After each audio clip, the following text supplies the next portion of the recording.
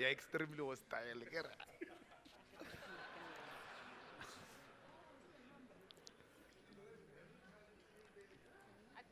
think my mic might be off. Yeah, I think. Are we on here? Get it. There you I go, there think you I go. might be off. Well, while I think Ranjeni gets, this well, she gets fixed up. has jammed Yeah? my signal. Yeah. Go, go, go. It went well. It was These fluent. are Go. Take your SACP mic, take your couches, mic. Prostate not and then EFF couches, by Go, the go, way. go, go, go, Maxima go, go, Wood. go, go, go, go. Just to be clear on that. Are we on? How's everybody doing, by the way? I really love being felt up on stage. That's different. So I was really worried about Richard, because we had a security sweep this morning. We had dogs here, and I thought they may think you're the real transporter. Yeah, transport. Well, actually, the prostate exam was a bit rough, but I got through it with a smile on my face, and I think that's just how we have to, you know. This is the new South Africa. I mean, ISIS is here.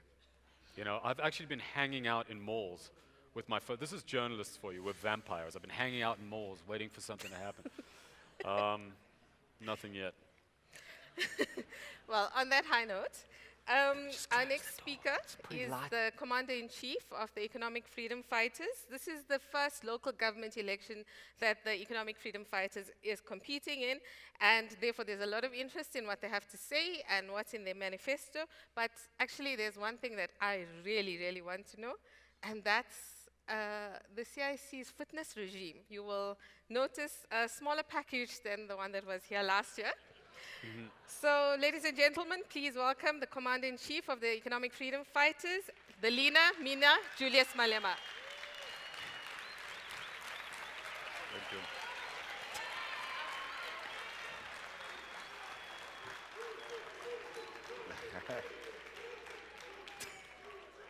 Thank you very much, moderators and the leaders of the EFF. I've seen the EFF Deputy President, the incoming Mayor of Johannesburg. I joke. And I've seen the Provincial Chair and the leadership of Gauteng. This program took us away from the real program of elections where we're speaking to our people about the importance of bringing about change. But we thought we have an obligation as well to speak to different constituencies which you will ordinarily not meet in the rallies and only get to see here, where people pay for chairs to come and listen to politicians speak.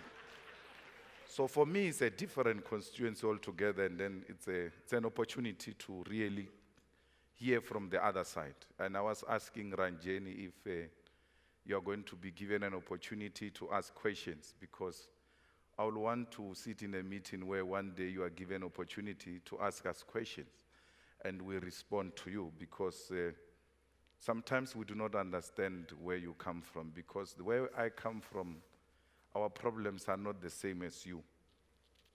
But I'm happy that you had this event few days before the commemoration of the 40th anniversary of the June 16. A June 16 where young people engage in a rejection of apartheid and white domination. And they said they don't want to be taught in Afrikaans.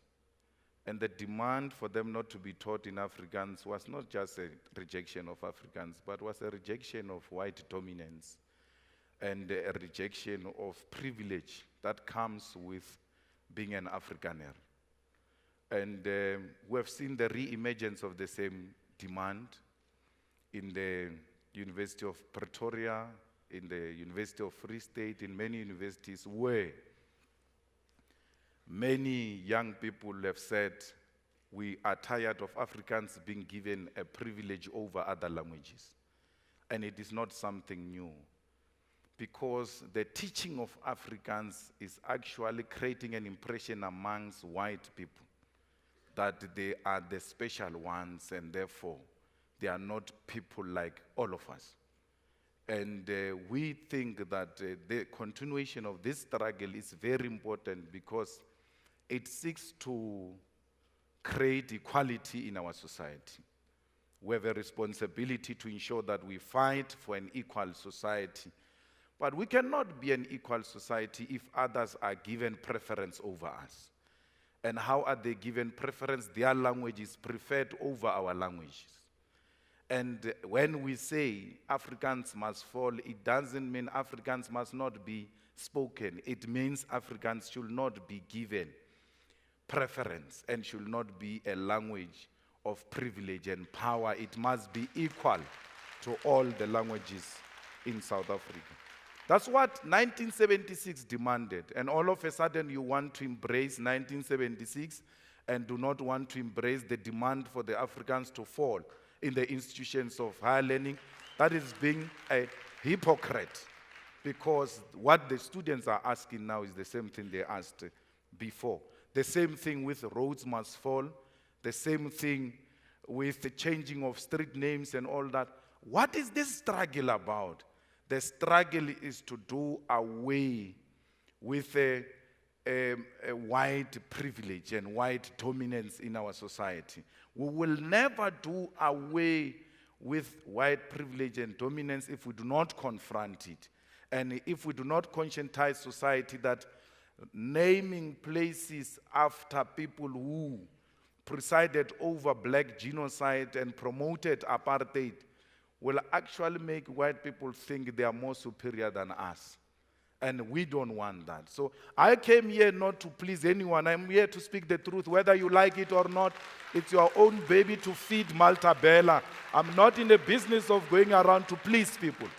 I only tell the truth. Now, I represent a non-racial organization, but we do not fight for white people. Why? Why should we fight for them? What do you want? What do they want? When you say you are fighting for all in South Africa, black and white, what do white people want? Except to want to remain in a position of privilege. That's what they want. They want to remain in a position of privilege, and we are rejecting that. There is no white person who's going to remain in a position of privilege. We must all be equal. And in bringing the equality, we have to take deliberate decisions to empower the less privileged to be at the same level with those who are privileged. And that's what the EFF manifesto speaks about. Why should we build bicycle lanes? For what? White people demand bicycle lanes even when there is no cycling culture in South Africa, because they just want something to be done in their areas. Why? Because we are the ones who are paying the high taxes and rates. So something must be done here. You just want things to happen in your areas because you are paying, but there is a huge constituency of people without water and electricity.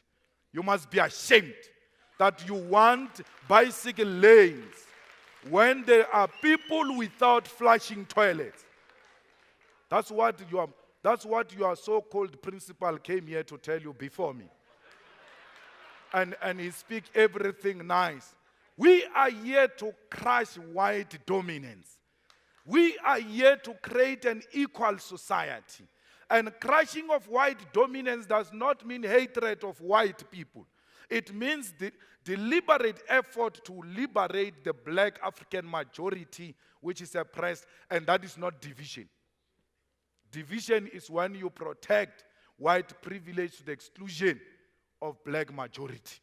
And no one, not Musi, not Zweli, represent that agenda. None of them is committed to stand before you and tell you that we want to bring black people to the same level with you. We are in a show to watch a music festival, and we are sitting at the back there. I'm with a fellow who is short, and this fellow can't see the artist who's performing there. And then when they bring a chair for this fellow to be at the same level with me to see the artist who's performing there, I complain. No, we're being treated differently. Why is this one having a chair and I do not have a chair? We are equal. Hey, we are not equal. He can see, you can see. You have to see, all of you. There is nothing for free for everybody. Musi must learn to read and stop pretending to be a reader. He must read the EFF manifesto if he cares to do so. There is nothing free for everybody. There is free for the poor. I earn my salary is almost more than 1 million. They wrote about it in the papers yesterday. My grandmother has got no income at all. But she buys, if a liter of water is 1 rand, she's going to pay 1 rand, and I'm going to pay 1 rand for the liter of water. What type of equality is that? When she's got no income at all. Here is a parliamentarian who pays 1 rand, the same amount of money with the person who has got no income. And when I say, for those who do not have income, there must be a special price for them. No, he wants free everything for everybody. It is unfair. It is actually undermining the agenda to fight for equality. We need to empower the poor masses of our people. And the rich and the privileged ones should be at the forefront of subsidizing the poor, working with government. What is the agenda here? You want water, they want water. You can afford to pay for water, they cannot afford to pay water. And we're saying, let them get water for free. Why should you complain because you are also getting water? The only difference is that you can afford for it. Let us give our people water. Our people live in houses in the urban areas with taps which can't produce water because the municipalities have closed. There is no difference between Pick n Pay and the municipality. When you go to Pick n Pay, you pay to get water. When you go to a municipality, you pay to get water. Municipalities must not be run like business entities. They must know their first mandate is to deliver services to our people. They must not think their first mandate is to collect money from the people. Give the people water and make those who can afford to pay, pay. And then create methods to raise money. Politicians must start thinking and stop sitting on their brains. How do we generate money without exploiting the poor? How do we create money? We need to have municipalities which are engaged in creativity so that they raise money to subsidize the poor. The poor are actually more poorer today. Why do we have a situation where people don't have flushing toilets? These houses that Zweli Mkhize is talking about, they've given people RDP houses. After 1994, you give people RDP houses without a flushing toilet. And then you want to say you are bringing dignity of people back without a flushing toilet. There's no dignity without a flushing toilet. You can't claim to have dignity without a flushing toilet. There is no dignity which has been restored through giving people houses which are not in good condition first, but secondly, those houses do not have flushing toilets. If you go even in the most rural areas, you find a farm. In that farm, there is a farmhouse of a white man. That white man is not helping himself in a pit toilet. He's got a flushing toilet. Next to that farm, there is a village. That village, the whole village, they use pit toilets. Why is the ANC not going into the white man's farm to see how the white man is flushing? And take the same method of the white man and give to black communities next to that farm. I'm just saying because they are lazy thinkers. Maybe if they go to a white man's farm, they will see it practically and start doing it. They can't think of how do we give our people flushing toilets. I had a farm myself which was taken away from me by the ANC and given to a white man again. Now, next to that farm, there was a village without flushing toilets, but that farm had a flushing toilet. There was electricity, that's the most painful thing. Electricity in all these farms. And as you follow the poles, which are providing electricity in the white farms, they pass the village without electricity. Where is the explanation for that? You give the farmers electricity, you don't give our people electricity, yet the poles are passing there. And I support this thing of illegal connection of electricity because Those people are actually demonstrating to government practically that you are fools, this thing is doable. We've just done it ourselves. We've just done it ourselves. So that thing exposes the government of the ANC that it is not true, that it is practically impossible to deliver electricity to us. We are doing it. And therefore, government must feel ashamed and move in to give our people a safe electricity after being exposed by our people. Mr. Malema, you have a minute. They come here and talk about the land. And they ask Musi, what is your land policy? He waffles here and you clap hands for him because he has not said anything on land. He says, I support land restitution and redistribution. But the moderators don't ask him a simple question. Since you support land restitution and redistribution, who have you given land in Western Cape? Who? Who have you given land? Helen Zille. Who have you given land? Musi. Why we govern, you even change accent. We govern very well. Where have you given people land?